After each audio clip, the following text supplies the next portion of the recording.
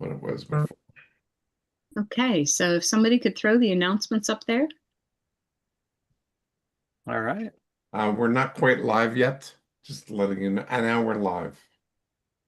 There we are. All right, so we're good to go. Yep. Yep. All right. Welcome to the BDE, Blair Dunkley Experience. We have a few announcements before we get going.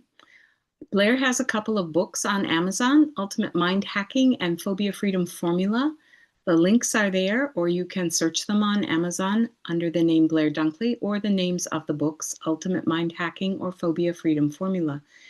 Blair has a new book coming out soon. Stay tuned. We'll get that information to you.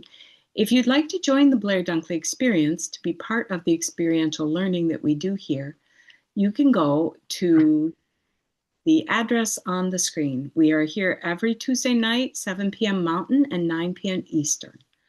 So with that, again, I'd like to welcome you to the 392nd episode of the Blair Dunkley Experience. And before you go Yes. further, I'm going to jump in here too and tell everybody if they wait till the very end of your first time I've done this, but if you guys stay to the very end, most of you do, I will be giving you guys all a special gift. Ah, yes. I know what it is, and it's worth it, guys. Just saying. Yeah, it's pretty good. It is. It's pretty good. So, welcome to the 392nd episode of the Blair Dunkley Experience, our mind model community where we discuss mind models. Mind models are a collection of extensively tested thought frameworks, skills, and behaviors that enable people to transform their lives intentionally. They were researched and proven to work 80% of the time. Mind model definitions are behavioral, not academic. They are process-based, and for this reason, we lean into the experiential piece. Regardless of how long you work with mind models, there is always more depth to explore. Even Blair experiences this with his own work after 50 years. Your host for this evening is Blair Dunkley, the creator of Mind Models. My name is Patty. I'm a certified Mind Model Method coach and your co-host tonight, along with certified Mind Model Method coaches Tim and Becky Graff and Colin Jewett. The BDE is Blair's free gift to you and an opportunity to learn, experience, and practice mind models in a safe, real-world environment. Personally, mind models helped me overcome more than a decade of depression. They have positively impacted my life in every area, including my relationship with myself. So we look forward to learning with you tonight and welcome you to the BDE. And with that, we have a section that we call leftovers, and I'm going to pass it to Colin for those. Hello, friends. Thanks, Patty. I was not here last week. I don't know who was here last week, but I'm going to call on whoever was here last week to let me know how you noticed the use of names and labels or lack thereof in your life and how it impacted you. Someone who was here last week, can you wave at me? Oh, excellent. Valeska, would you mind sharing how the use of names and labels or lack thereof impacted you in this past week? You mean the from last week's session? Okay. Yeah, I believe so. Yeah, was it names and labels last week? Did I get that That right? was Okay, great. naming and labeling. Okay, so for me, I was in anger, and when I got curious about that, and what underneath all of that for me is resentment. Hmm. And so I practiced that a lot last week. And when I noticed the anger, I went right away to the resentment, disappointment, and then the anger disappeared. And I didn't feel guilty for being angry. Because, as a woman, you shouldn't get angry. You gotta look nice. So it was like a weight lifted off me. And then I went to the resentment led me to the facts. I was like, okay, I have a right to be resentful. It's my right. And then there was a sort of like a freedom for me. Hmm. Wow, thank you for sharing that. It's powerful. And it also leads super well into tonight's discussion. So I tease that, I guess. But was anyone else here last week that would care to share how names and labels impacted you this past week? Mm,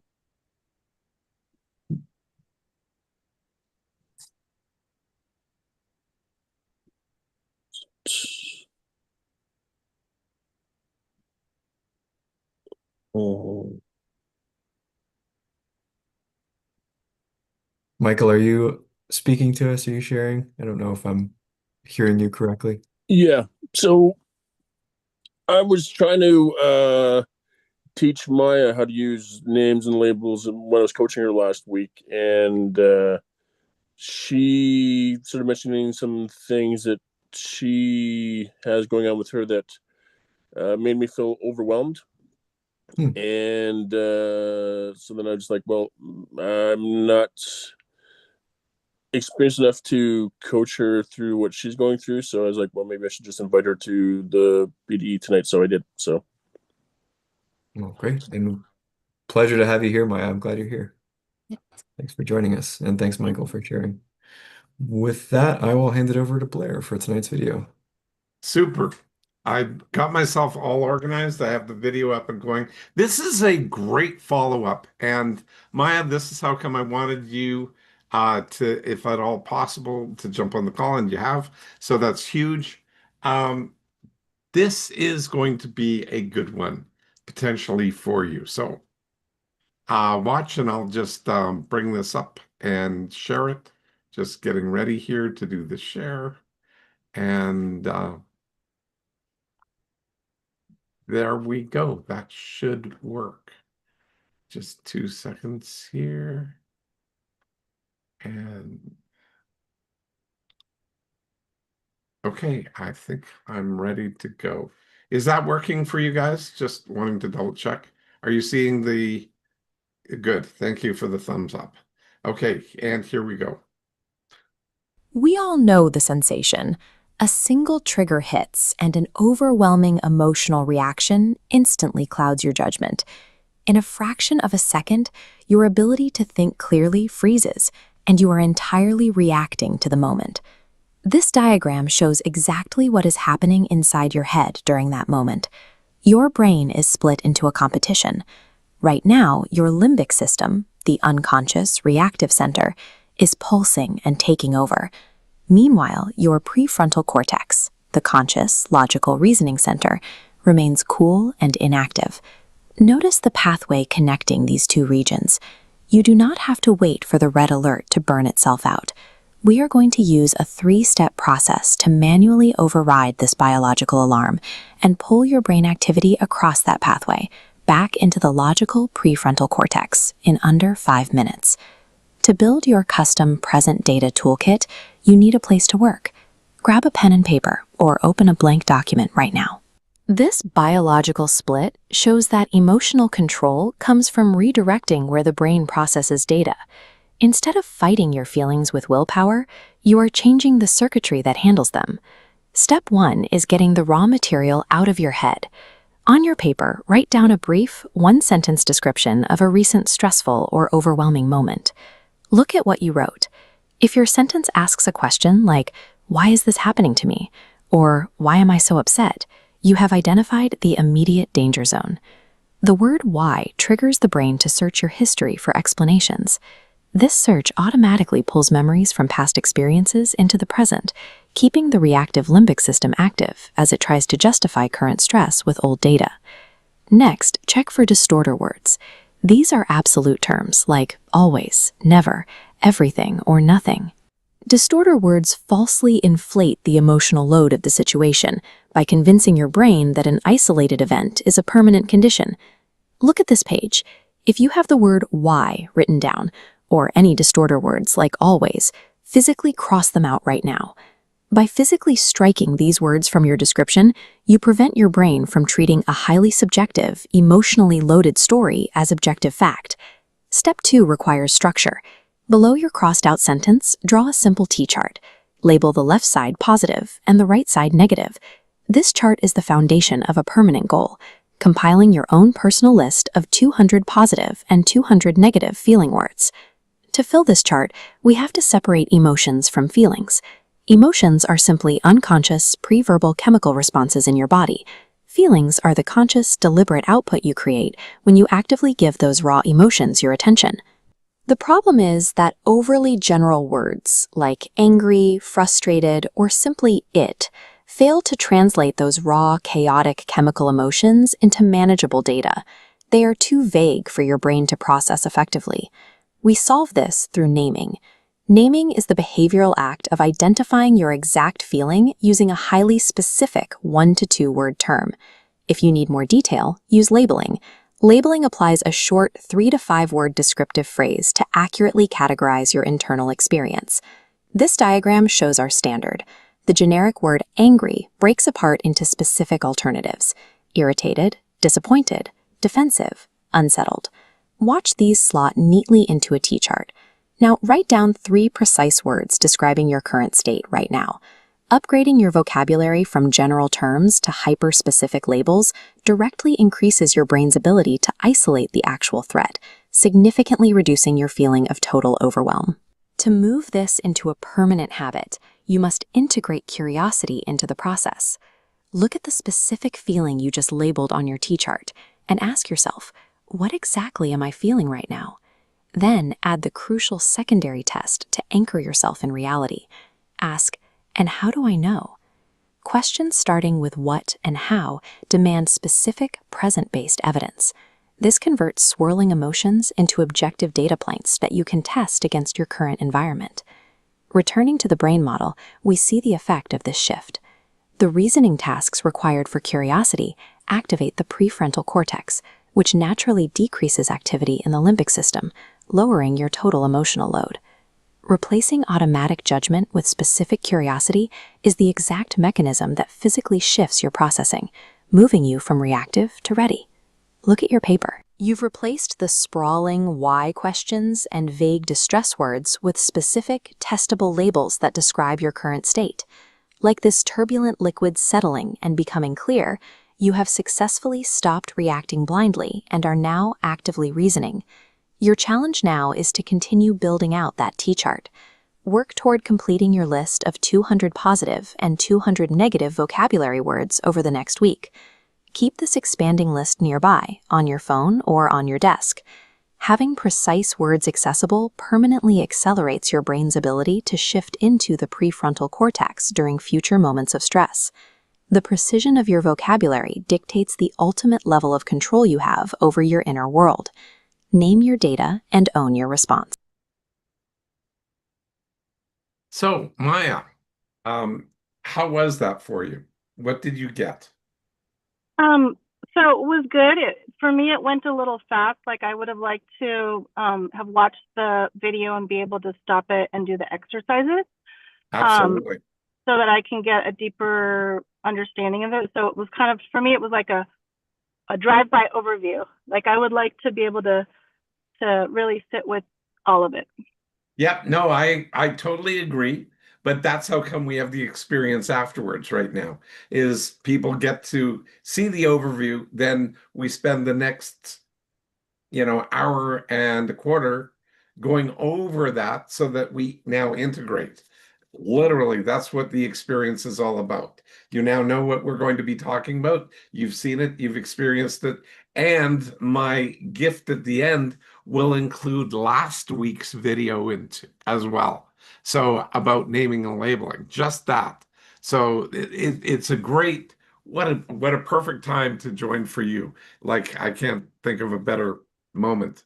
Anyway, so with that, we'll get going. And if you want to keep driving and just leave your mic on or off or whatever, go feel free, because it's just something we can continue doing. And thank you so much for pulling over briefly. Thank you. No worries. Okay, with that, Michael, what did you get from this video?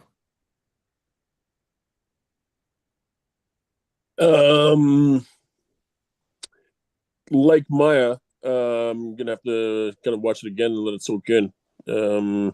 Yeah, but you're here, and you I are know, here every I week. know. So you have another hour and 3/4 or an hour and a quarter to let it soak in. So that's not a problem.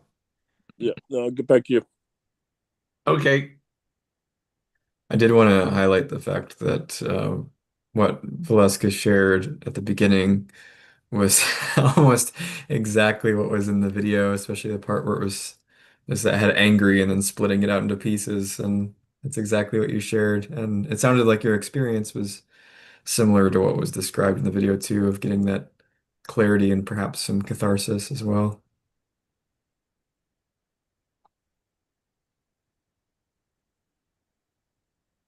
Can I share? Yes, please.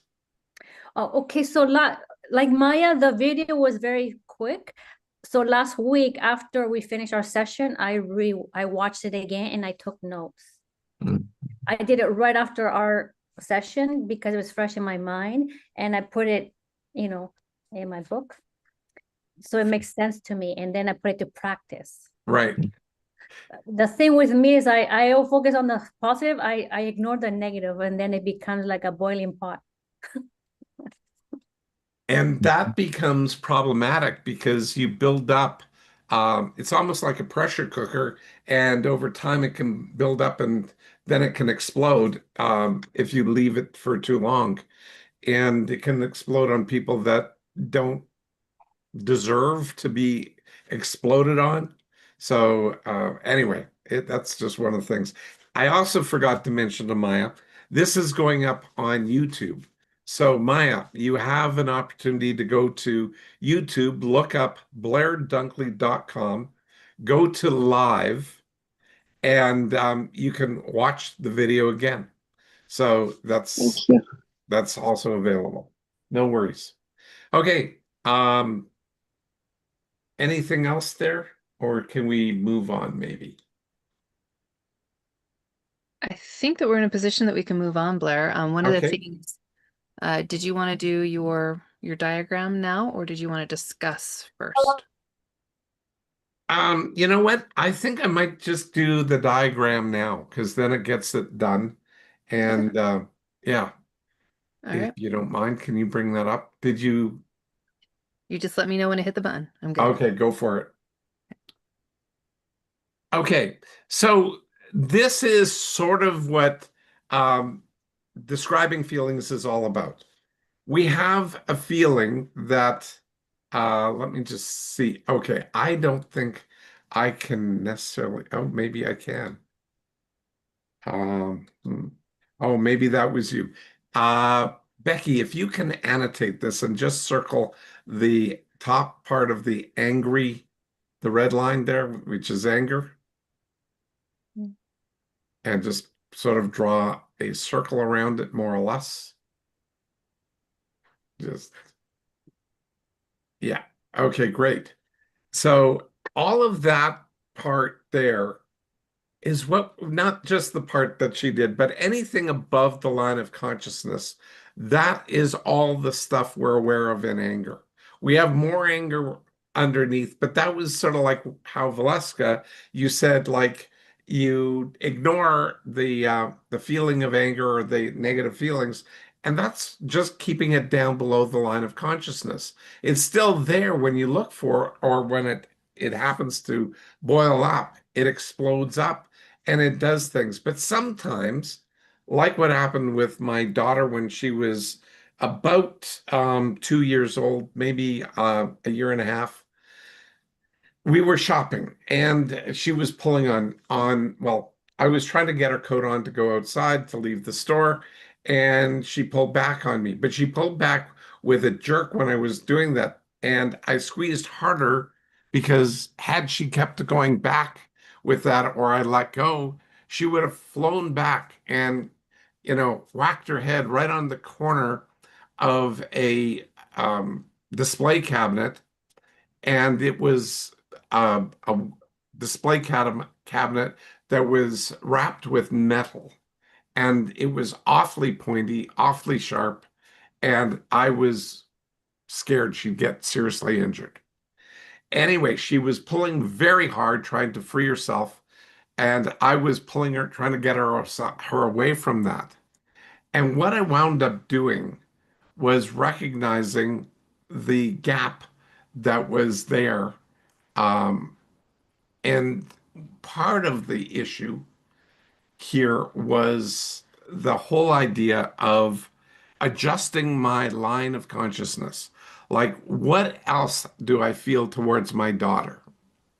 And so, if you can imagine, and if you could draw a line that goes not quite from there, but from the line of consciousness, maybe around happiness, and just bring it over top of the anger line, then over to past the irritation and down about halfway. No, just start on the line of consciousness. All right. Just start from the line of consciousness. Draw it up over top of anger, because we're trying to do what Valeska is very skilled at doing, is suppressing that. Then bring it down past irritation and draw your line about halfway through love. Like drop it Oh, down now, yeah, and then go back and go back up above the line of consciousness. Perfect, thank you. That now is the green line is your line of consciousness.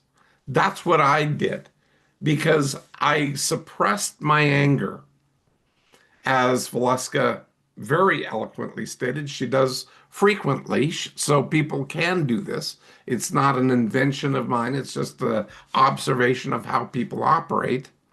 And so that she suppressed the anger, but then I focused on love. I love my daughter very, very much. And so I raised that line of love much higher. Exactly. Good job, Becky.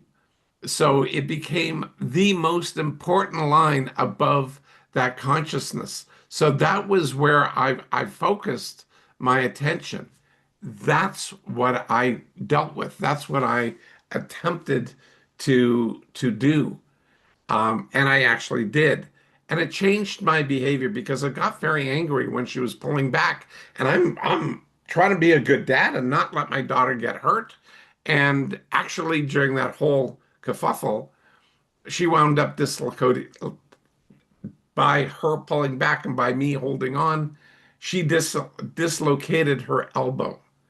And at that age, kids don't have fully developed bones. And the dislocated elbow happened. And anyway, later on that, well, not even that evening, just a couple hours later, I know Catherine was not faking the pain because she was still favoring that elbow. And we took her into the hospital and like to emerge and got it looked at. And I was feeling horrible, like I was an abuser or something like that. I just, oh my gosh, that's terrible. And the doctor said, no, no, no, the elbow, the little loop, there's a tendon that is a loop that goes around a bone in a person's elbow. And that bone, the tip of the bone is not well developed. So it's very easy for that loop of tendon to slip off the bone. And he said, just do this. And he snapped, actually, he had me do it. He told me exactly what to do: grab her back of her arm, grab her wrist and hand, and give it a quick turn. And you'll feel it pop. And sure enough, it popped. And it popped back in. And I went, wow. Doesn't matter which way I turn it. Nope. Just turn it quickly and it'll pop back in. So it did happen one more time to Catherine, and I was able to pop that one back in as well. So I felt like a good dad again at that moment. Anyway, so the focusing on that line of love caused me to behave very differently, with a lot of care and concern. Rather than anger in my tone, it was, like I said, a lot of care and concern, a lot of adjustment. And Catherine's attitude shifted remarkably to me, like a whole bunch at that moment. When I changed my behavior, she changed hers. And so she didn't respond defensive or, stubborn or anything else. She was very compliant and actually uh, understood how a 1.5-year-old can understand that I was okay doing what I was doing. She didn't like that it hurt, and nor should she, because that pain caused my wife and me to take my daughter into the hospital at that moment to make sure everything was okay. And it wasn't. And so there it was, done. and fixed in just a few seconds once the doctor had diagnosed it correctly and tested it. And sure enough, I popped it back in and it was done. So changing my attitude changed my behavior, which changed Catherine's behavior. And, I focused on an emotion that shifted my behavior. So choosing your feeling can change your behavior. And that was the story that I wanted to tell you that goes along with that. And besides, it's sort of a happy ending because love conquers all. There we go. Okay. Thank you.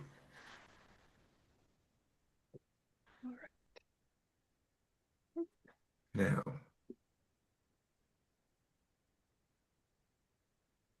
So who got what from that Blair's story? And I'm gonna fix my computer while Tim fields that. and Tim, you can pick on people specifically. Yes. Okay. All right. Brent, what did you pull from that?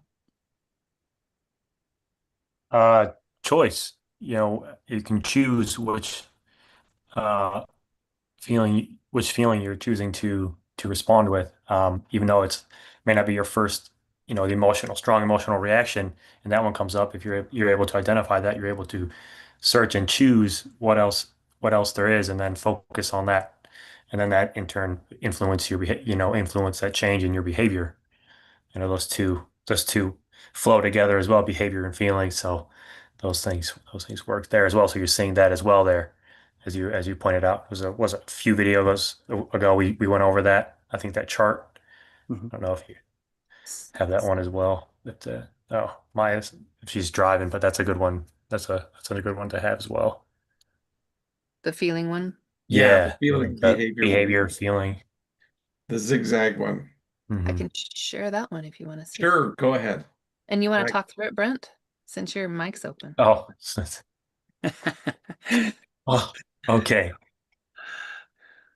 I don't know if I do as well as y'all, but the feeling you have there. So Blair so he had a feeling, and then a behavior followed that feeling. But in choosing another feeling, they have anger, and then the love, and then going back and into another behavior, influencing that behavior. So the behaviors have altered, and then there's influencing his feelings as well as his daughter's changes as well. So those all intertwine there, and flow together.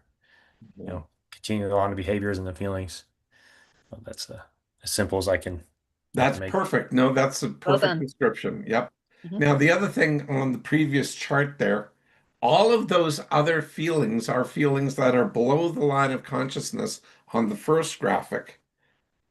All of those are available because they're all real emotions that like real feelings that we're having. So if you just go to that one again, absolutely. So frustration, happiness, sadness, anger, delight, irritation, love, all of those emotions I have. And I have on an ongoing basis with Catherine, and they're all there. So, I mean, um, so we have choice. And some people were saying, but aren't you making up these emotions, these feelings that you're having? And I go, no, because we have a lot of feelings happening simultaneously. And Valeska's description earlier on says, well, she just depresses or suppresses the negative ones, and she focuses on the happy ones, on the positive ones. That's great.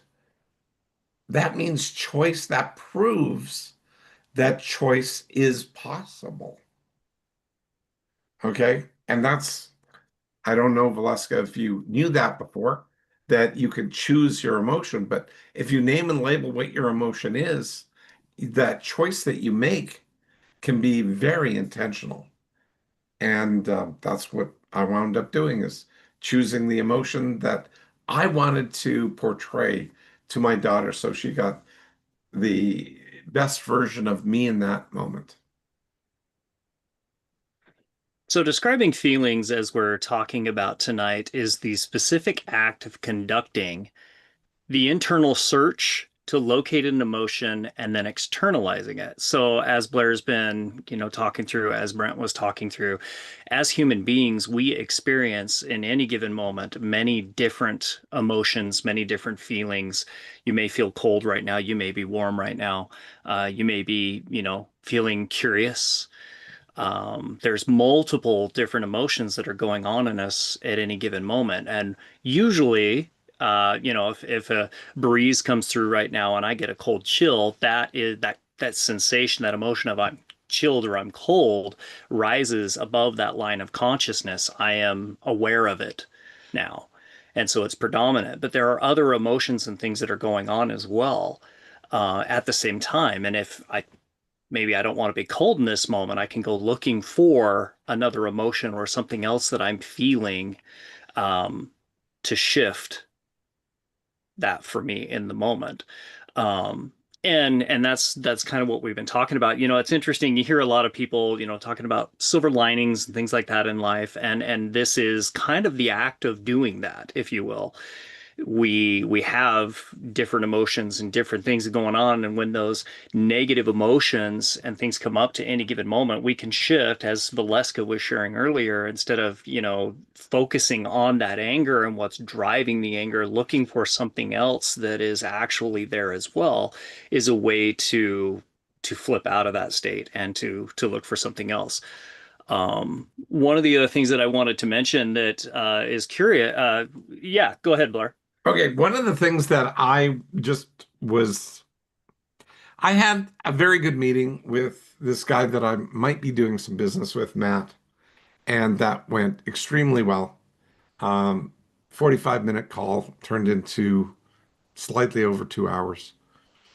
But he's very much into mental health and whatnot. And we share a similar viewpoint of academic psychology.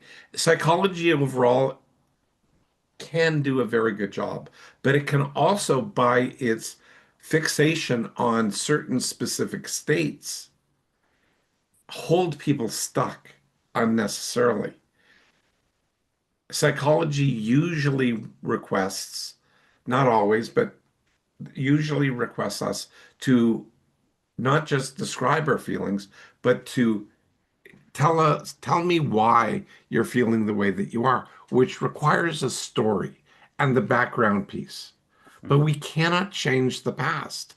So going back there just reinforces what your brain is feeling, and it becomes repetitive. And the more times you repeat something, the more likely it habituates into a habit pattern. And that's what I don't do. I don't I try not to have it where I'm constantly causing people to go back to the past. I'm trying to get them to be in the present and look forward, but deal with the present moment completely. Like my father went into a coma, probably one of the most, not the most, but one of the most emotional moments of my life. And it lasted for 14 years because my dad was in a coma for 14 years. So I could be reflective on that, and I could relive all of that sadness and trauma and pull it all forward for 14 years of my life. Or I could take it day by day and recognize my improvements day by day, in spite of it being a very challenging situation. And I know Becky and Tim can talk about this even more eloquently than I. But just being able to leave the past more or less in the past, deal with as much of it as you have to, but leave it there, live in the present, and be forward focused. Yep. That's it. Yeah, I love that you share that too, Blair, because when we're talking about like how do these things work together, I for the longest time did not have the nuance to like feelings, emotions, and like sensations. To me, it was all like the same old glob of stuff. Okay. I felt feelings and emotions and they were used simultaneously. And so learning the mind models and learning how this specific process of describing feelings worked specifically on giving texture, color, and I guess range to my experience really shifted my ability to be present with myself. So one of the things that I wanted to chat about real quick, I'll put this in the chat, is kind of how does sensory data, like that stuff that happens that we're maybe not consciously aware of, how does that then bubble to the surface? Like how do those pieces work together? Because I know for me, Blair's just sharing about his father and the coma and that situation. For those of you who may or may not know, in 2020, Tim and I experienced our own level of tragedy and hard stuff when we were caught in a flash flood and lost both of our young daughters, ages 3 and 7.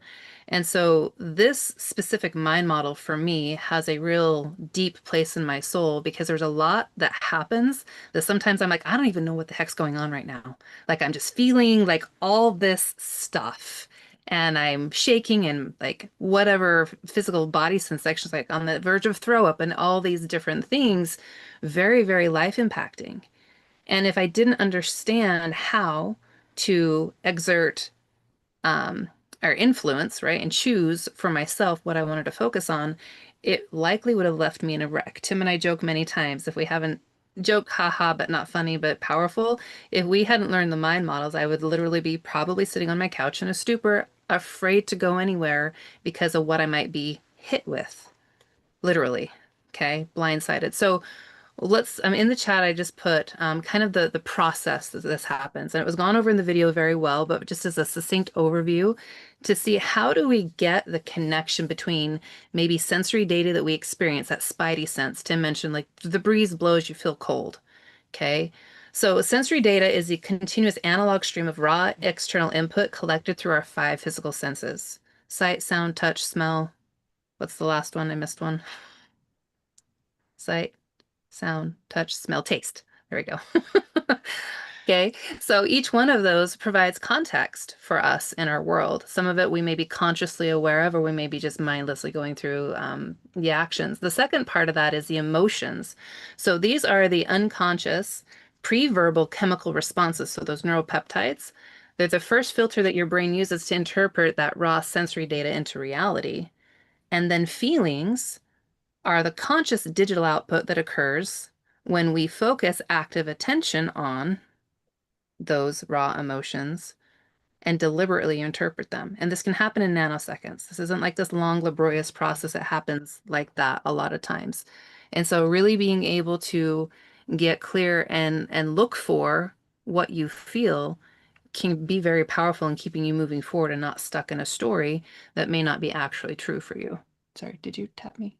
Mm-mm. Oh, I thought he tapped me to say something. Like, go. No, but one of the other things that I wanted to touch on here too, and in the video talked about it as well. One of the when we talk about this line of consciousness, we talk about the different emotions and feelings, curiosity. When we're talking about the limbic part of the brain going to the prefrontal cortex, if you're struggling to find another emotion, or if you're just so emotionally overloaded that you're struggling to get into the information center, curiosity is an emotion that bridges the gap. So just by saying it out loud, I'm curious, can give just enough of a pause, just enough of that break in the emotional load to shift you back into just enough information that it helps bring out other emotions and other things that come in. It's kind of like that emotional bridge. Yep. In fact, Tim, in my may I research, jump in go on that? ahead, Colin. Yeah, go Yeah. ahead. Well, I think there's a kind of theme that I think we're all speaking to in different ways, which is like how do you engage with or deal with quote unquote negative emotions? Blair brought up the like psychotherapeutic tendency towards looking in the past for stories and what that can do. Um, there's also the mention of the ability to like choose emotions, which Valeska mentioned as that suppressing and like staying away from the negative. You can't just avoid them. There are ways to do that.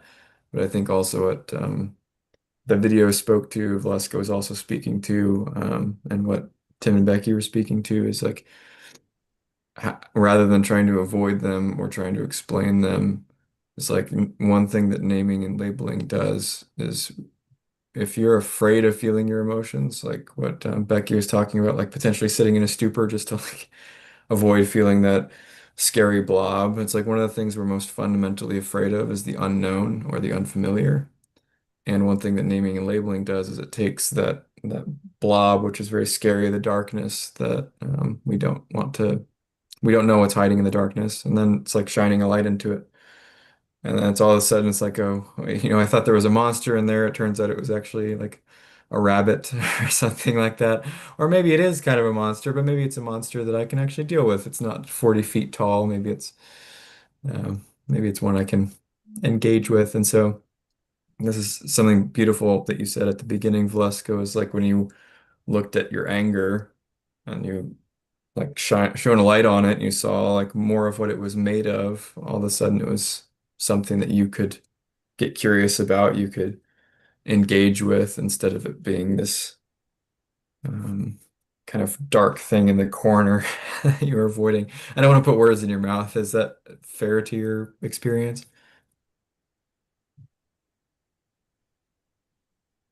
Kind of, I guess.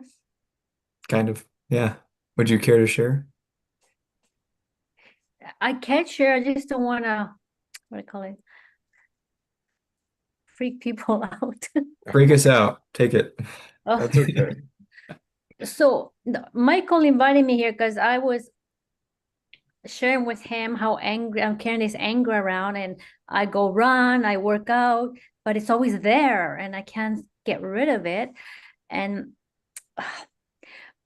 so years ago, I had a friend who did something very bad and unfair, and I ended up getting pregnant. And I didn't believe in abortion, so I had her. And I didn't have time to process all of that. I went into mother mode right away as soon as I found out, and I never dealt with it until now. She's an adult, and she's just giving me attitude. She says a lot of stuff, and then I started getting more angry. Like, what the? Because I give her so much love, and this is how she reacts to me. And then I did the homework, and it's like resentment, disappointment, because I feel guilty being angry at her. I feel so guilty. It's like I'm a bad mom. I can't be angry at my daughter because I chose to have her. Like, no. But this homework let free me because the resentment is like I put my life on hold. That's what I did. Mm-hmm. And then it's like a free, even though it's sad, but it frees me from being angry at her. And then now I'm processing the hurt. What I should have processed years ago, I'm doing it now. Mm-hmm. Yeah. And that's exactly how this works. But now, once you go through and process that, and you go and bring yourself to the present with it being processed, you only have to go through processing this thing once or twice, not for years, not for constant things, just once or twice. And maybe it creeps up again if you didn't process it absolutely completely and it's a very big deal. You'll peel the onion on it. But eventually, it'll just be a memory. And when you let it be a memory, you just remember it like a memory, as opposed to what you were describing before is you reliving the anger. And you don't even have, it's a non-specific reliving of the anger because you feel it, but you're not feeling like you should, but you may or may not be thinking about it too much, but you get triggered and all of a sudden it's there again. Yes. And that is partially almost something that we could deal with in terms of phobia freedom formula, because that phobia freedom formula works with fear, anger, and anxiety very, very well. And so it puts things in its place and it breaks down the linkage between the trigger. In your case, it could be a memory or a reaction of your daughter or something like that.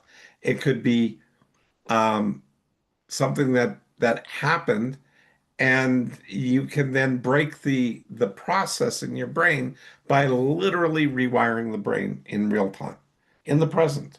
And then the anger all goes away. Well, except that you still remember you were angry. But you're not triggered by it. Yes. And that is the relief that people look for. And that's what I developed in the Phobia Freedom Formula, which I happen to have my book here, which describes what I do, not how I do it, but that's Phobia Freedom Formula. And if there's the other book is Ultimate Mind Hacking.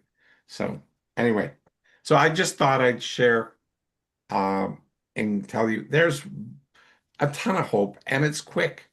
That's one of the key things that I developed about my research and my work was do things so that they can get people on with their life generally in the least amount of time possible. And Phobia Freedom Formula has a 97% success rate for doing it once and fixing it for the rest of your life.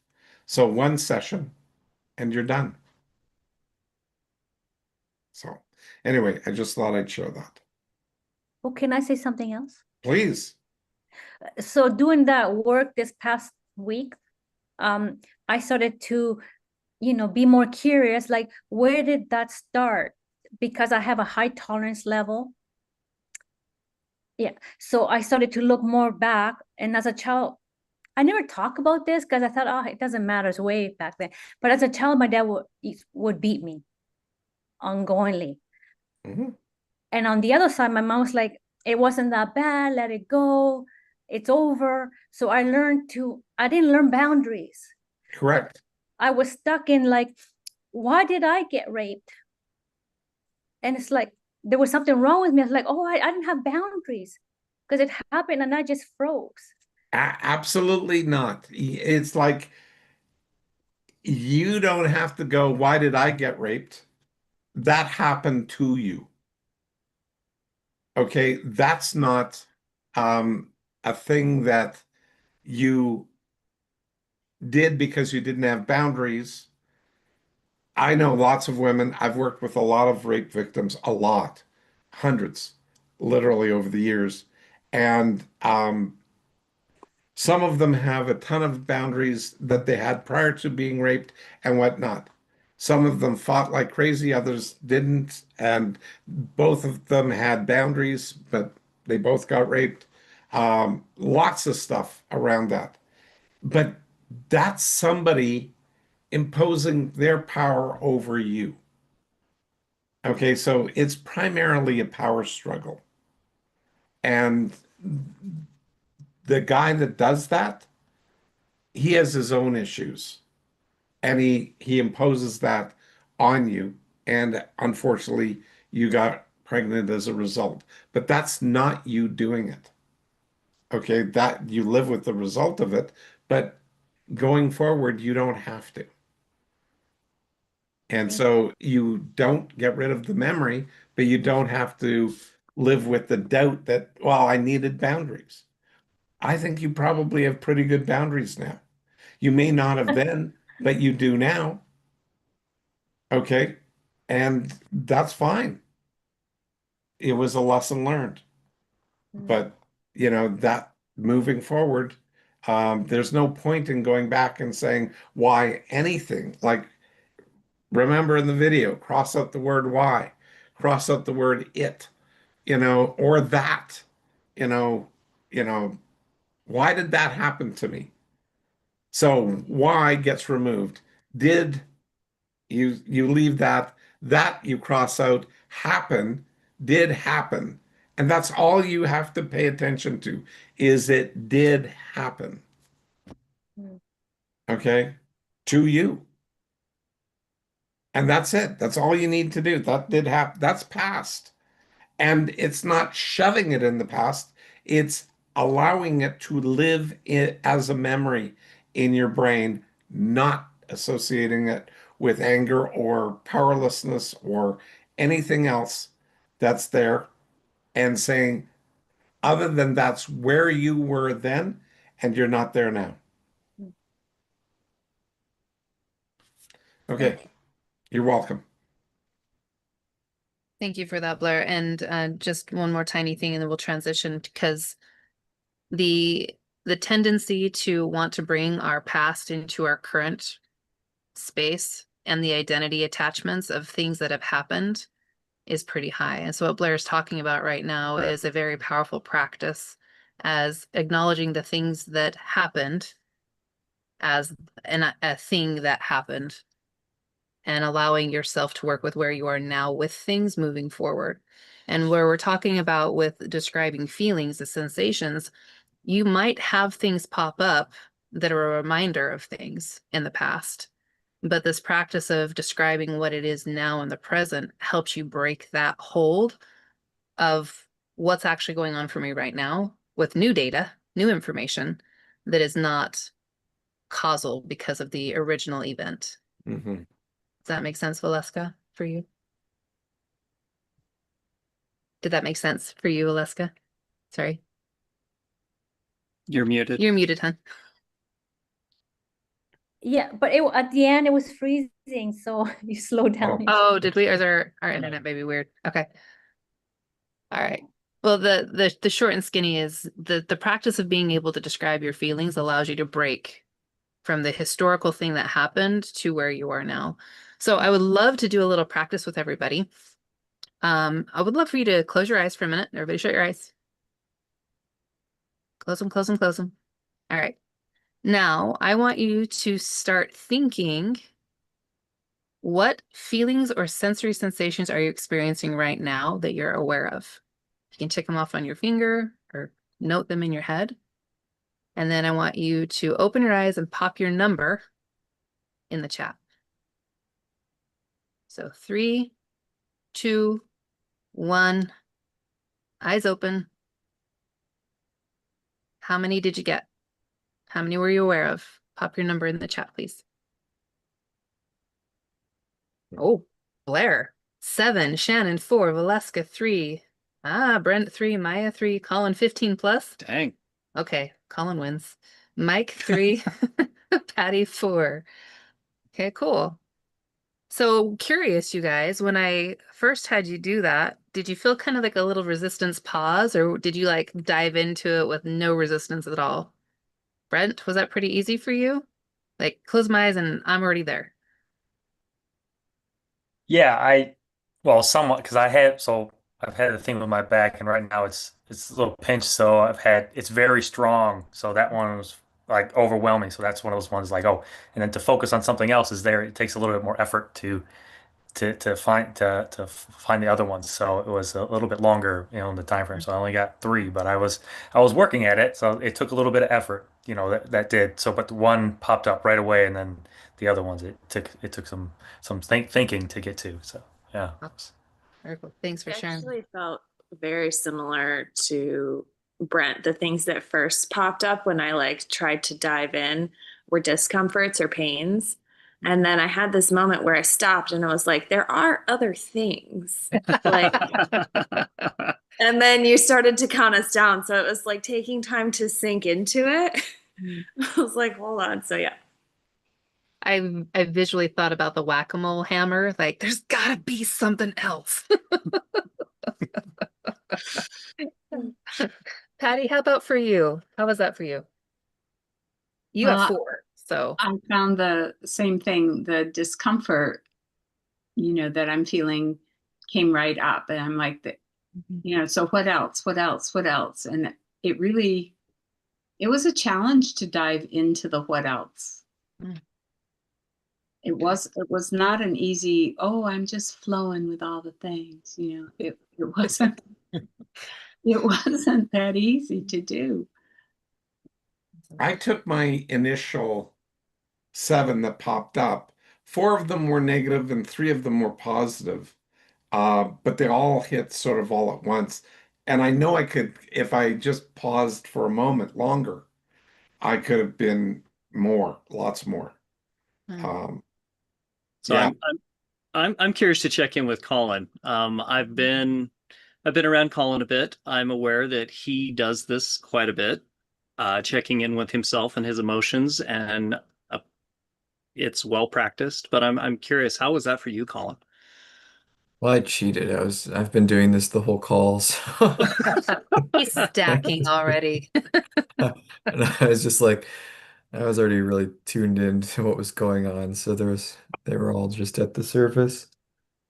Fair. Yeah, I mean, for me, I focus a lot more on the sensory stuff.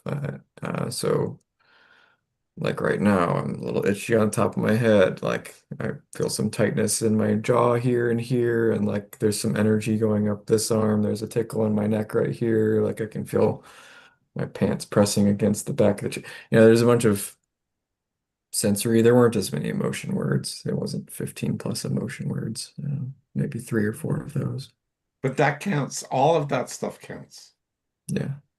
Yeah, and I think it's such a great example of, just if we practice this, if we look for it, if you just take a moment and go, I'm curious, and what is going on for me, it can become a process where you are that in tune with the different sensory, the different emotions, those kinds of things that are coming up. Maya, I would love to check in with you if you're open for it. How was that exercise for you? Yes, hi. So I think I might have missed what the exercise was. So I got confused. I thought we were ranking like intensity of emotion. So I kind of got stopped at what came up immediately. Yeah. But now I understand. Now that everyone's been sharing, I understand what was going on. Yeah. Well, fair enough. Again, intensity is another piece of it too. As Colin was talking about, some of those sensations or emotions do have weight to them. And that actually kind of segues into the next piece here of when we're describing and naming and labeling our feelings and emotions, what makes the name effective? So like if I was to say I'm angry, what's effective about that name and label potentially for me? What do you think? What makes a feeling, name, and label effective or ineffective? Shannon, do you care to weigh in on this one? I just had like a moment actually while you were saying that. I don't know necessarily how to answer your question, but I'll tell you what popped up while you were talking. And then maybe you can circle back to your question and I'll answer it. So I was hiking with my nephews today, and towards the end, I'm acutely aware for like safety related things, and I felt my mind fatiguing and I felt myself, being very overstimulated. Now I can identify those, but there was a moment where all I thought I was feeling was frustration because we were having a great time, and then all of a sudden 3 separate things happened all at once. And then there was a sense of urgency to get home. And I was like, I still got to get us schlepping through the woods here. There's one of me, there's 3 of you. And, that sense of anger and frustration, like I felt that's kind of what my head was holding on to. But as you're talking,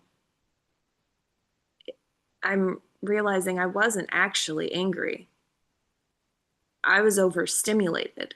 I was having a hard time processing the millions of things because I was really afraid that my tone of voice, I try really hard with my tone when I'm with them. And there was a moment where, and it doesn't happen to me very often, but I raised my voice and I was very intense tone. And I can say that's intense now, but my fear all day was, oh my goodness, I felt so angry. I wasn't actually angry. My tone was intense for the sake of safety. My personal experience was overwhelmed and overstimulated. I don't know how they received it. You know what I mean? We did talk about it a little bit after, a couple hours after, but I'm just like in the moment, like I spent like a decent chunk, not a decent chunk, a little chunk of the evening after they went home, kind of beating myself up for getting angry with them. And I wasn't actually angry with them. So And what was how your does that, question again? And let me well, see if I can circle that back in. before that, how does that feel right now for you? It feels more harmonious inside, like there's less conflict in my chest. Hmm. Because my mind would like to work on something until it finds that sense of harmony. Like, I mean, I maybe harmony, but also like what's true. Like my mind is looking for truth somewhere in there. Mhm. And, you know, recently, really working to pay attention to what a word means to me. And like if I actually stopped, which is what you were saying, and when I stopped, because we've mentioned the word anger several times throughout the call, and it took me a minute to actually ask myself, what does anger mean to me right now? Like, is that actually what I was doing? Is that actually, I'm the part that I get a little confused about is I don't know how they took it. They're small, you know, like, and they have varying levels of emotional education and awareness from their parents. You know what I mean? That I don't have a ton of control over. I try to influence it, but that's part of what my worry was is that, my extra intensity is not influencing this in a good direction. Like, is this going where we would like it to go? You know what I mean? And, so that's my more or less my concern is like now I've sorted myself out, but, you know, are how did they take it? Did that feel angry to them because they don't have, I mean, I have more words and that took me all day to figure out. Do you know what I mean? Like, Well, yeah, and the cool thing about that is you do now have awareness, a more aligned perception for yourself, which is information that you have for next time. So that if you're with them and something similar happens, how might you check in with them? do And you that have any actual suggestions about that? Like for someone who doesn't have the words, do you know what I Yeah. mean? Like, I know how I would check in with a peer How who would what would that look like? And what in your mind is different between a peer and your kiddos? with a peer, I would be like, hey, Becky, I was experiencing some really intense emotions back there, and I'm concerned that you felt like I was angry with you. How did you experience that? And if that hurt you, I'd like to make amends. I'm really sorry. Mhm. Or So scared you, I guess, if you're a child.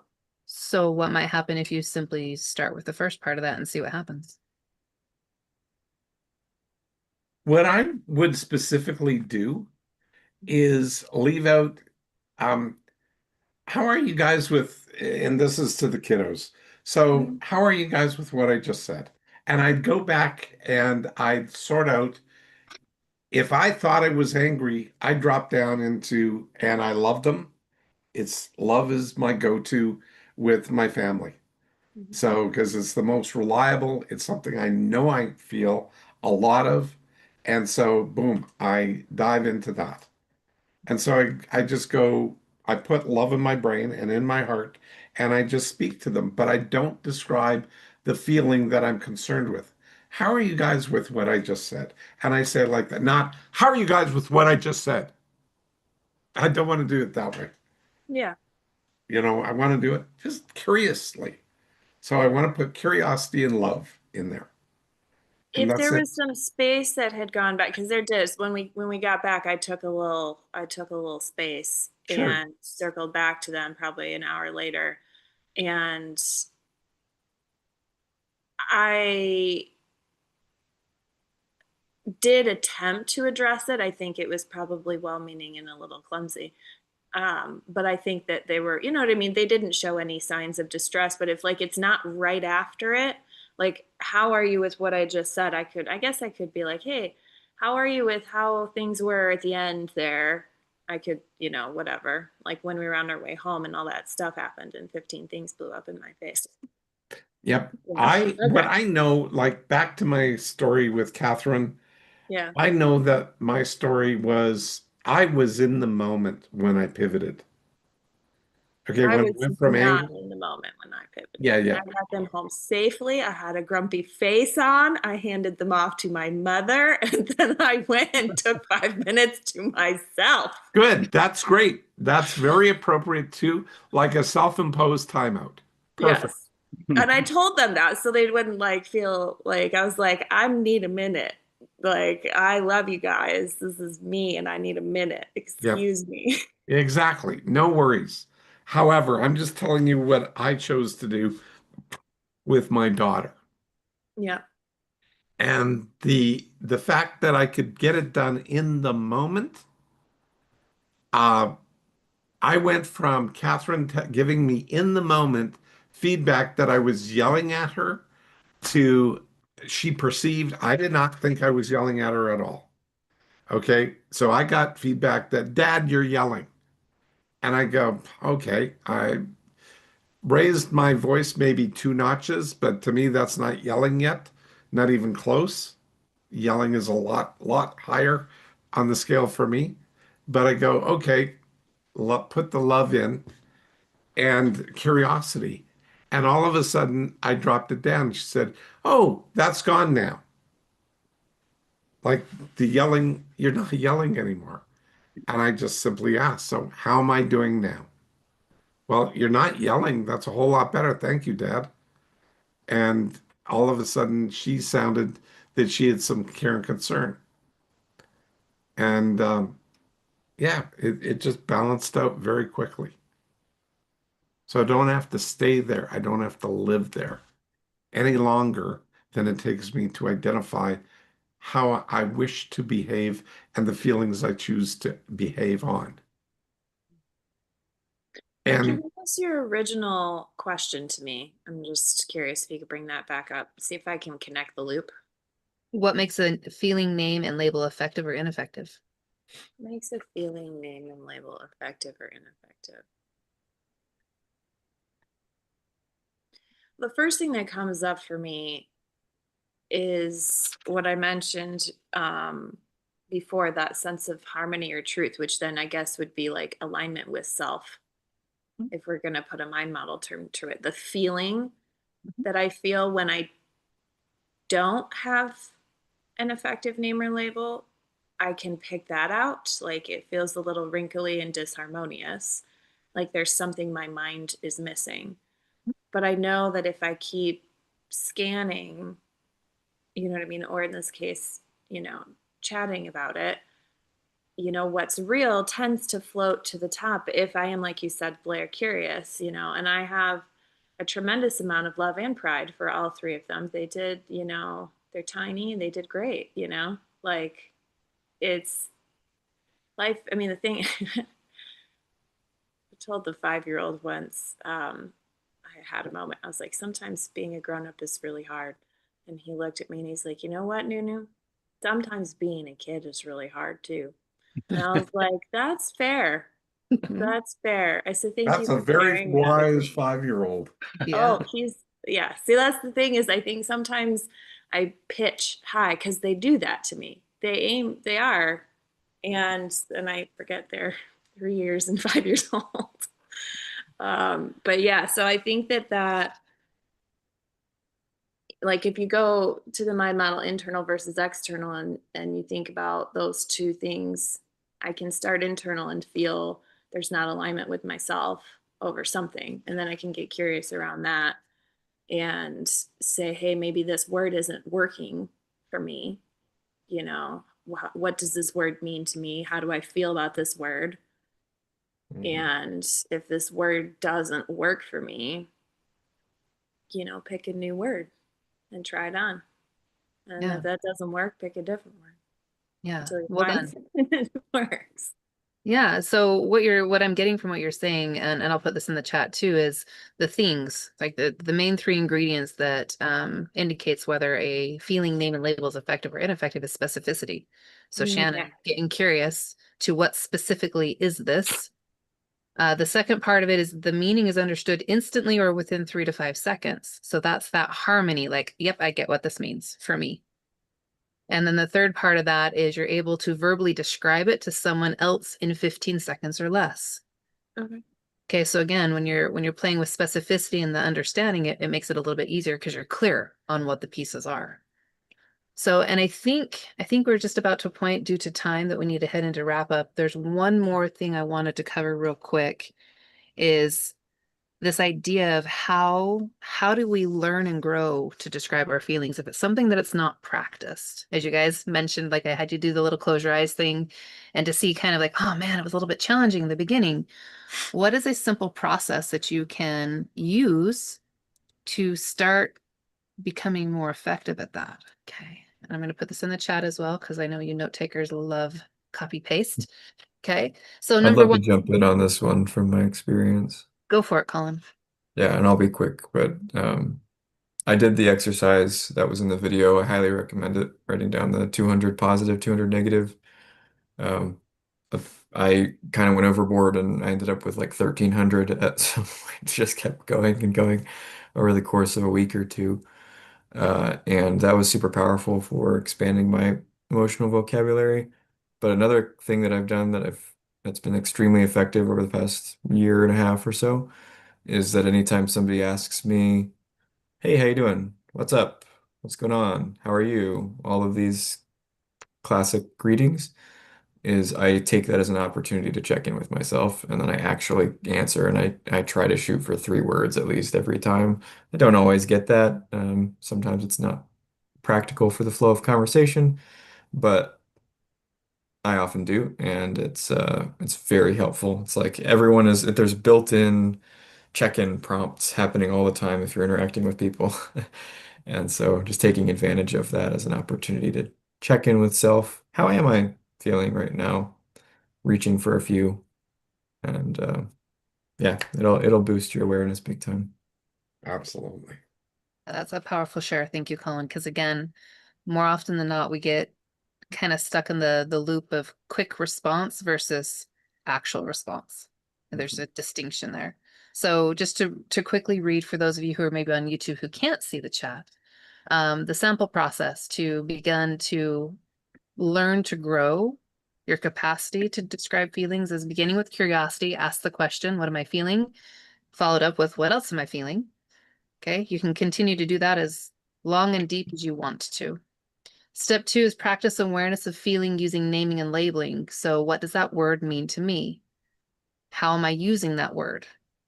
Sometimes we use words that have absolutely no context or meaning for the things that they're coming up with. And so again, an awareness piece for you. Step 3, notice the types of feelings you're having. Which ones are present-based? Why feelings are past-based, and they typically feed the story of the reason the thing happened or the why I'm feeling the way that I am. Step number 4 is ask, how aware am I of what I am feeling? This is a sliding scale of awareness or intensity. And then thinking feelings versus feeling feelings. For those of you who haven't had an opportunity to get the BD Insider Notes, there's more depth on this. Again, due to time tonight, we won't be able to dive super far into it. But being able to just understand how you're interfacing with those. And then step 5 is the power of choice. What do you want to do with what you feel? Do you want to stay there and feel it for a little bit longer, or do you want to find another feeling like Blair shared in his story earlier today? And with that, I'm going to turn it over to Tim for wrap up. Okay. All right. Well, thank you everyone for your participation tonight, and all of you who are watching out there on YouTube. One of the things that, and I'll just share this really quick because Maya, you might not be familiar with the process of wrap up that we do here on the Blair Dunkley Experience. What we do to wrap this evening up is we share our one big takeaway. I'm gonna keep it let's keep it fairly tight, gang. Just one big takeaway for tonight, since due to time. And then also, how did you experience tonight on a scale of 1 to 10? Not how one person did or another person did in particular that, you know, was talking tonight, but how was your experience on a scale of 1 to 10 of what we covered tonight? So yeah, just a scale of how you experienced tonight on 1 to 10 and your biggest takeaway for tonight. And I'll start with a few other people and I'll just come around. You're welcome to share or you can decline. Either way. Michael, would you like to begin the wrap up tonight? Yeah, my number is a 7. My big takeaway was Colin's example of the 15 things that he was feeling, but also the list of the 200 emotions to just have be able to pull from whenever I want to identify what I'm feeling. Awesome. Thank you. Appreciate that. Brent, would you like to participate in the wrap up? Yeah, thank you. I think it's a great reminder of being the awareness piece and noticing what is going on for you, what's coming in the sensory, the information, the emotions that are coming up, and then identifying those and that feeling, and then naming and labeling those, externalizing those, and being effective at those. What or why based feelings is what was right before Becky had mentioned that. I was like, oh, what and why? That's like, the effective, feelings. I was like, oh, okay, I remember. I remember that. Those ones. So which ones are those? Where are you at? Where are you at with those feelings? Where are they coming from? What are they? And um, just to when the practice identifying those, like we count like that practice step. So I give it a 8 for me tonight. Awesome. Thank you, Brent. Valeska, would you like to participate in the wrap up? Sure. I give it an 8.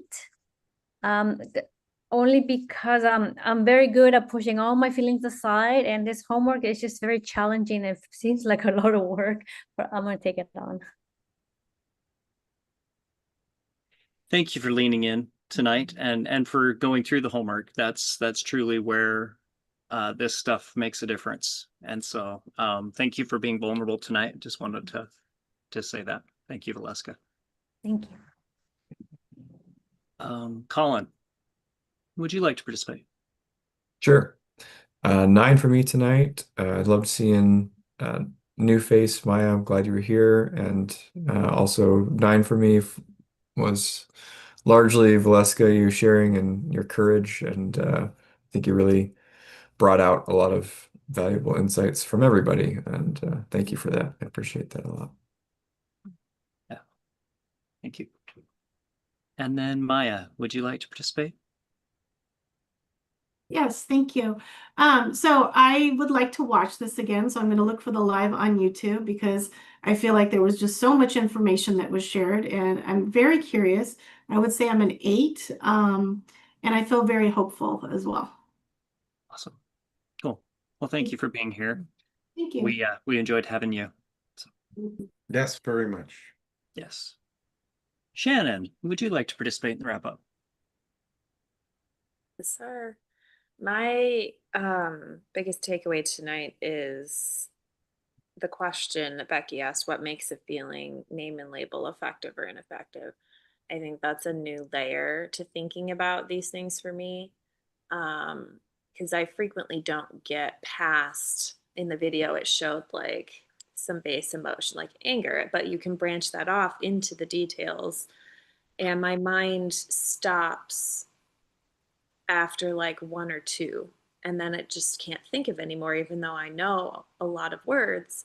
And so I think that just learning my own process to ask that question might be a different way in to my own curiosity for cultivating more language around that. And the exercise, the close your eyes exercise, was really, really effective as well. So it's do an 8.5 tonight, and I appreciate the insights and have a lot of respect for the things that come up around this particular topic and how much depth there is and all the things that people shared regarding emotions and naming and labeling them. So it was really, really insightful. Thank you, everyone. So, thank you, Shannon. Becky, would you like to participate in the wrap up? I will. 9.1 for me tonight.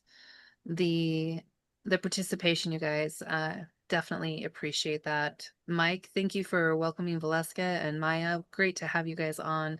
And Valeska, thank you for your generosity of spirit. And again, echo what Colin said, your courage. It takes a lot to be able to come out and share your experience, and your dedication to practice. Well done. Okay, isn't that's super powerful. It might feel daunting, and the goal that's at the end of that work, I think, will be very powerful for you. And I appreciate you being willing to test in a safe space with us. So again, this is the Blair Dunkley experience. This is what this is all about. Coming into a group of people who are like-minded, wanting to learn and grow new effective skills and learn how to become more effective in our lives, utilizing the mind models that Blair has so graciously put together over years of work to be able to help us work with these things. So I think it's a testament to just how powerful it is when we choose to show up for ourselves. And the describing of our feelings, again, give shape and color and texture to our world. And to be aware that we can shine the light on the big, bad, scary ones. And when we do so, it actually gives us more personal power back. Can't be understated enough. So thank you guys for all hanging out with us and playing full out. Appreciate that. Yeah, and for me tonight, this is a 9. I want to echo what Becky just shared. Yes, thank you, Valeska, for what you shared, for showing up, being vulnerable, and leaning in. It truly is extremely impactful, and greatly appreciate it. And Maya, it's great having you here. Thank you for being curious and showing up and leaning in as well. It's great seeing new faces and being able to experience everything that the mind models have to offer. I really enjoyed the process that was dropped into the chat at the end. It is something that I work on and still work on, and with naming, labeling, describing feelings, and shining the light on the boogeyman, so to speak, because it really does help bring down all that emotional overwhelm. And I wanted to just real quick, I want to share this, and I hope this is okay. Is it okay if I share what you put in the chat, Michael? Or would you like to share what you put just real fast? No, you can go. So Michael put in the chat, lately I've been struggling a little with reoccurring food addiction, and something I started doing a few days ago was naming and labeling myself as a carnivore. And I immediately suppressed my cravings and turned down the volume on the addiction and thoughts. On the addiction thoughts. So yeah, it just goes to show the power of being able to name and label, and being able to be aware of the different things, that emotions and things that are coming up for us. And just as I was mentioning, shining that light on the boogeyman, it really helps change that for us. So thank you for sharing that, Michael. Appreciate it. Yeah, absolutely. Patty, would you like to participate in the wrap up? Yes, I would. Thank you. I feel very appreciative, Valeska, of your transparency. You're willing to use your own journey and experience to encourage and give others hope. Very powerful. So thank you. Maya, the fact that you're participating in your very first time here, I'm excited to get to know you better. I'm excited that this has caused you to feel some hope. And I really look forward to you hanging in there with us and joining us on our journey. This has made my model journey has made the world of difference in my life. So the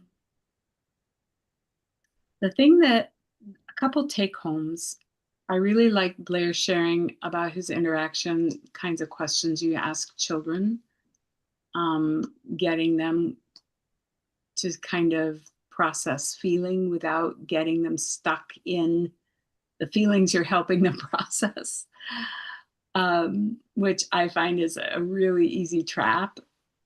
And I also really appreciated Colin sharing about the unknown being most feared, and how naming and labeling clears that out and shines light on that, so that the unknown becomes known. And once it's known, it's able to be managed. It's able to be, you can make choices about what you know. You can leave them past what you know. And I found that clarity to be really positive. So for tonight, it's a 9.75 for me. Thank you, Patty. And Blair, Would you like to participate in the wrap up? I would. First of all, I want to reward everybody here. I'm going to share my screen, and then and I will not be doing this every week, just so you know, but it is what I have today, and I think you can see the Mind Mastery magazine that I just finished creating with AI, and it's got these 16 pages, and I'm just going to scroll through it rapidly here. By the way, it does have my movement manifesto, the anti-self-help manifesto. If you guys get it, please read that. I think it explains and it shares a lot of what I believe and how I see things moving forward. Um, just in anybody's life. Anyway, it just is. So just flicking through, this is the manifesto. It's got a bunch of things in it.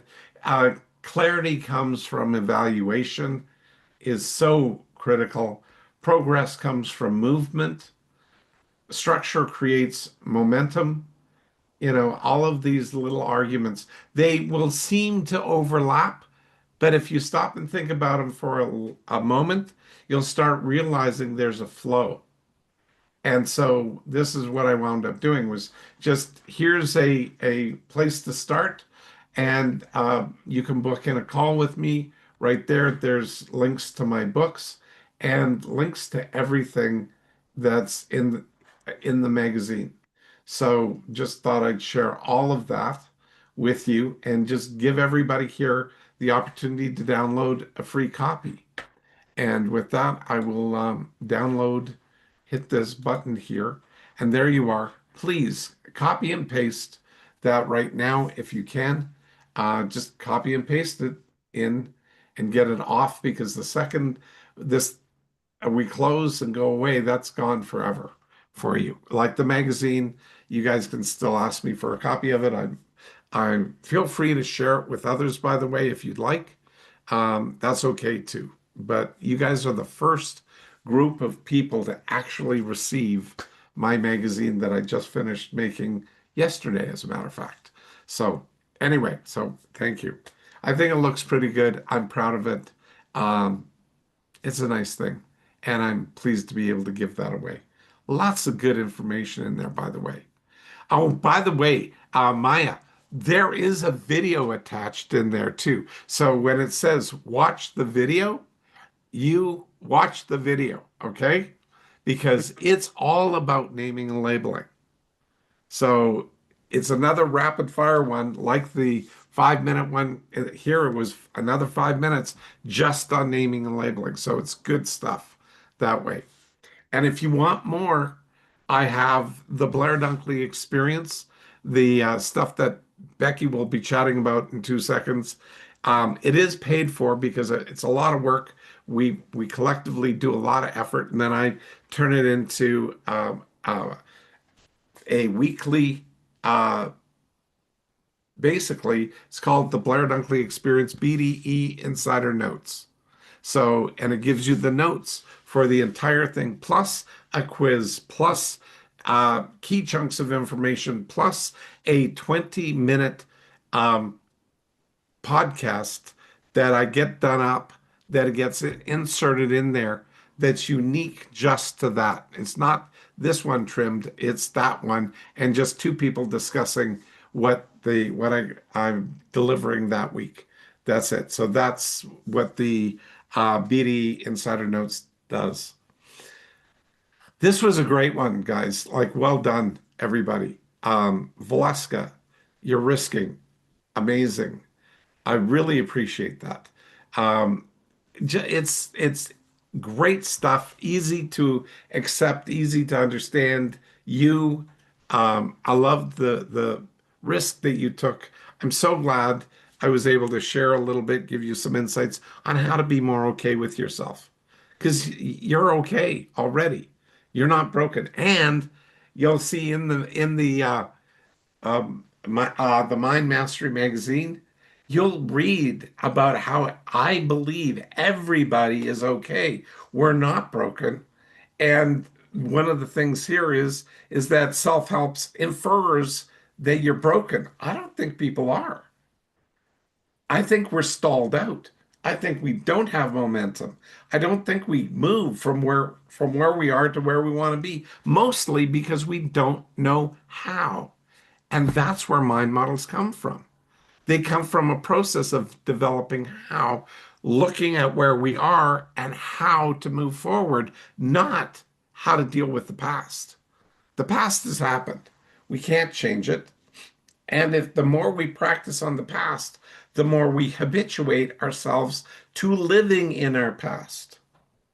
So that's where I work with many different people with many different, like I'm probably, I mean, I am on a spectrum, and my spectrum is I'm dyslexic. So I'm learning disabled in specific ways, but that gives me an advantage as well. So that advantage is seeing things differently. And I am looking so forward to sharing with you the new website because I have a video in there that is literally called Be Different. And so people are okay for being different. Anyway, it's been a great day for me. Uh, Being able to get that done, giving it away this evening, that's huge for me. It warms my heart being able to give you guys good stuff. And for me, it's definitely a 9.5 tonight. I love it. Highly effective. Anyway, um, Thank you, Blair. yeah, Thank you for the and gift. Maya, I just wanted to again thank you for showing up. Again, that's a big risk. And Michael, thank you for referring two wonderful ladies. Like it's amazing. Thank you. Yes. All right. With that, I will turn it over to Becky for taking us out tonight. Okay, last but not least, because I didn't say it before, we're going to send you out with a practice. Okay, so one of the things that we like to do is based on the topic that we've discussed to send you all out over the next few days before we meet again on next Tuesday with a practice. And so what that is to practice describing feelings through awareness, noticing, naming, and labeling. And in the chat, I did put the 5 steps. So if you want to copy and paste that, if you haven't yet, you can utilize that to kind of help you through the process of describing your feelings through awareness, noticing, naming, and labeling. So following the 5-step process. Okay. And with that, I'll share my screen. A couple announcements as we exit. Blair, thank you again for your generosity in creating that magazine. So in addition to the beautiful magazine that Blair has put together, the Mind Mastery magazine, highly encourage you, if you have not yet, to invest in yourself with the BDE Insider Notes. So as Blair was chatting earlier, this is an opportunity for you to get access to the video that we show in the beginning, as well as the rest of the notes and the things that we've prepped for. When we're on the Blair Dunkley experience, it is an experience and we follow where the conversation goes. So those who are in the room, we talk about the things that are relevant and necessary in that moment so that the person or the people whom are on can have a real life actual experience and be able to see how the mind model, the concepts that we're talking about, fit more effectively in their life in the moment. So there's a whole lot that we prep that we don't get to. And if you want to have access to that to be able to go deeper or different nuances, you can go to blairdunkley.com/BDE Insider Notes. And for $25 a month or $300 a year, you can get access to all of the previous episodes from 318 to current, and we're currently on 392. So there's a lot there for you. Highly recommend that if you have not done so, that you do. And again, blairdunkley.com/BDE-insider-notes. That's where you can go to sign up for that. As a reminder, Blair has a couple books on Amazon right now, Ultimate Mind Hacking and Phobia Freedom Formula. You can look them up via title or by Blair's name. There's also a third one that's on its way out. As we get more details, we will be sharing those with you. Highly recommend that you get your hands on them and read them because, again, mind models work with our biology. They're identifiable, duplicatable, and repeatable, and it is fascinating where and how they show up and how you can harness the power of them to get more of what you want in life. So highly recommend that you get your hands on those books. And next week, you guys, we're here every single Tuesday at 7 p.m. Mountain, 9 Eastern. We would love to have you live with us. We love having new faces, being able to have conversations in real time. If you would like to be here in the room with us, asking questions, participating in the chat, go to rewiringthemind.com/weekly-webinar, and you can sign up and you can join us here so that we can have a conversation with you in real time. With that, you guys, thanks for hanging out with us for the last 90 minutes. We appreciate you. We appreciate you leaning in. Again, the group of people that come together, the things that we're able to discuss is what makes the learning rich and actually makes the mind model shine. It's different when you can read a concept, you're like, okay, that sounds nice, versus, okay, now I understand how that fits in my world and how I can use it. And that's what our desire here on the BDE is, to have it be experiential. So you walk away with it with those kinds of things. Yeah. With that, have a wonderful rest of your day or night. Well, one last thing. It's like, you're absolutely right, Becky, with that. We're here to do that. And that's how come we invite people back the following week, because if it doesn't fit, let us know, or let me know that it doesn't fit, because then I can customize the fit for you. And that's a big deal for me, because I'm dyslexic. A lot of things in my life never fit. Okay, so yeah, thank you for laughing about that, because that is so true, Valeska. I take that as positive laughter. Like, yeah, yes, that's how come it matters to me, so that we find a way of tweaking it so that it adjusts to you. And mind models are just that. They're highly simple, like names and labels that people get in generally a second or two, that they can apply it. But it makes such a world of difference, because I've figured out how people think, not what to think. I don't tell you what to think, just give you models of how you can think, so you can take pressure off yourself that doesn't need to be there, and break free and say, oh, I can do this now.